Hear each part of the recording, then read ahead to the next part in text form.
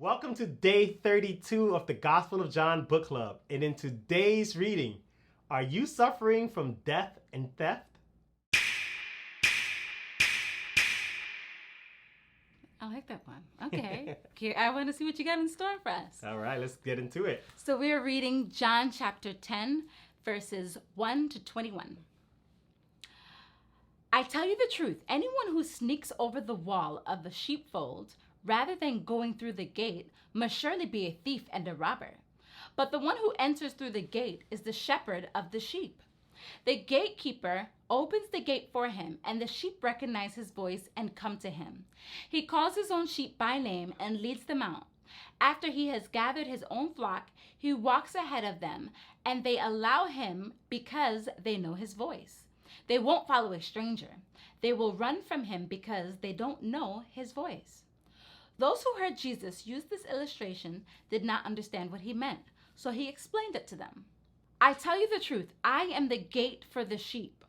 All who came before me were thieves and robbers, but the true sheep did not listen to them. Yes, I am the gate. Those who come in through me will be saved. They will come and go freely and will find good pastures. The thief's purpose is to steal, kill, and destroy. My purpose is to give them a rich and satisfying life. I am the good shepherd. The good shepherd sacrifices his life for the sheep. A hired hand will run when he sees a wolf coming. He will abandon the sheep because they don't belong to him and he isn't their shepherd. And so the wolf attacks them and scatters the flock. The hired hand runs away because he's working only for the money and doesn't really care about the sheep. I am the good shepherd. I know my own sheep and they know me. Just as my Father knows me and I know the Father, so I sacrifice my life for the sheep. I have other sheep too that are not in this sheepfold. I must bring them also. They will listen to my voice, and there will be one flock with one shepherd. The Father loves me because I sacrificed my life so I may take it back again. No one can take my life from me. I sacrifice it voluntarily. For I have the authority to lay it down when I want to, and also to take it up again. For this is what my Father has commanded. When he said these things, the people were again divided in their opinions about him. Some said, "He's demon-possessed and out of his mind. Why listen to a man like that?" Others said, "This doesn't sound like a man possessed by a demon. Can a demon open the eyes of the blind?" Wow. So many things were just Oh man, there hitting was me. so much there. There was just so much compassion and love just pouring out of these words that Jesus has for those who are lost and those who are his. Yes. And it's just beautiful.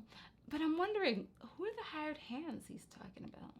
Yeah. Oh, I mean, he's talking about those who are false teachers. He's talking about, so those who are coming and acting as they're caring for the sheep.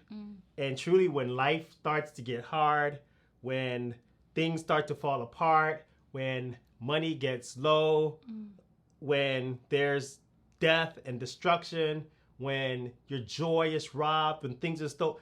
Listen, the list goes on and on. Who's around when that's happening? And Jesus is saying, listen, I'm the good shepherd. And it's Ezekiel, in Ezekiel 34, it's prophesied that the Messiah would be a shepherd also. So there's another part of Jesus's character that's coming forward. It's that he's the shepherd, not just the shepherd, but the good shepherd. And the hired hand is the one who kind of stands in the stead. And it's just kind of like, okay, well, when the wolves come, the hired hand is like, I'm out. I'm not getting paid enough to do this. That's essentially what it's alluding to. How much am I getting paid to do this? Yeah. And so I think it also speaks to the church and are we in it for the long haul in people's lives? And I think the opening question just kind of asked a huge question. Is your life suffering from death and theft? And in verse 10 it says, the thief's purpose, the thief being the enemy, the devil, Satan, his purpose is to steal and kill and destroy. He's just robbing folks. And I ask you today, right now, pause the video if you have to, right? I'm gonna ask this question and then I want everybody just to really ponder this. Yeah. What does your life truly look like? right? Do you feel like you're being robbed? Do you feel like something from you is just being robbed all the time? Like you have just you're always seem to be on the losing end of life. Yeah. Do you feel like you're suffering from death and decay? Not just necessarily physical death, but that there's things in your life where you're just kind of suffering and you're seeing there's no life in your life. Are you seeing things around you and things in your life being destroyed? The thief's purpose is to come to steal, kill, and destroy. And I think when we begin to take inventory of our lives in that kind of a way, we can start to see whose side are we on. And if you're a follower of Jesus, listen, Jesus promises this in that same verse.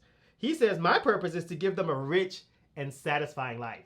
And we can be a follower of Jesus that is allowing ourselves not the fullness of what Jesus promises, which is a rich and satisfying life. And we're not talking rich in terms of money. We're not talking rich in terms of material possessions, but we're talking rich in terms of joy. We're talking rich in terms of attitude, that despite your circumstances, you can be content. Despite what's happening or what's not happening, you can still have joy. Despite what is not going well in your life, you can still experience God's peace. And is that what your life is like? So take a second, take some inventory, because I think that's a big question that we have to answer. And it really points to who we're really following. And if we're Christ followers and our life is full of theft, death, and decay and destruction, we may not be following Jesus the way Jesus is calling us to follow him. Yeah, Jesus uses the term true sheep in here. Yeah. That I caught that. I'm like, oh, true sheep. What do you like? So he's not just saying sheep. He's saying like a true sheep. You know. And so I think that's a beautiful distinction. Like, are you truly with Jesus? And secondly, what you're describing is that's how I came into the church. Oh wow, tell us. Because I grew up. Well, I know the story. But I'm acting. I'm just provoking the question because I want you to know. Well, I grew up in the church and I didn't think it was real because I just didn't see evidence of I'm the kind of person, if you say it, I want to see it. I need evidence. Yeah. And so I didn't see evidence of what people were teaching me lived out in their lives in the scriptures. So you saw people, things getting robbed and stolen from people. I'm like, I don't want your life. Yeah. That doesn't sound exciting. Yeah. But and these same people were they were going into church, they were just doing the song and dance on Sundays, and their life was just looking the same. And I came into the church with this, which you described, just feeling robbed all the time, and I just can't get ahead. Yeah. And for me, the temperature was, does my years look the same? So it's like, is there any change? Am I progressing in any way? And I finally came to the church that you invited me to when we met, and I was like, these people are happy. Yeah. I just can you imagine coming into a church and wondering why these people are so happy? Right. Like, duh, like God's people should be happy. That's the rich and satisfying life. Right. And not that everybody who was there, everything was going well, especially for myself at the time. I wasn't, I had like a menial job. I was barely even working at the time. And I got to know their lives were not perfect by any means. They were going through stuff. Yeah. But how they handled it, for them it was just, I'm just going through, this is just a moment. And then I could see the evidence of that moment passing, and then their things are better. They prayed about it, and I'm like, I want that. Yeah. Like, wow. what is it? And I kept coming only because I didn't feel like it was Jesus, or I didn't feel like, because at that point I'm like, this stuff is not true. I kept coming because God's people. I'm like, wow. I'm intrigued. Yeah. Why do their lives look like this? I want my life to look like this. Oh, amazing. And then as I kept, it was their lives producing this beautiful fruit and really living out the scriptures that allowed me to keep coming in. Like, something is different. And eventually I came into this real relationship with Jesus. Yeah. But that's what drew me in. Yeah. I love that. Thank you so much for sharing. Right before we finish, I just also want to just tease out one tiny thing, right? And it's not so tiny, but Jesus chooses to be our Savior.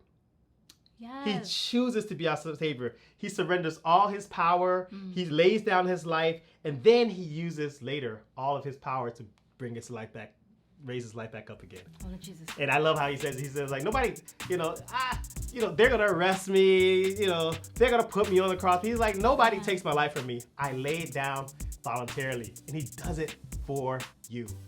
And I think that's just so powerful. Good shepherd. The good shepherd.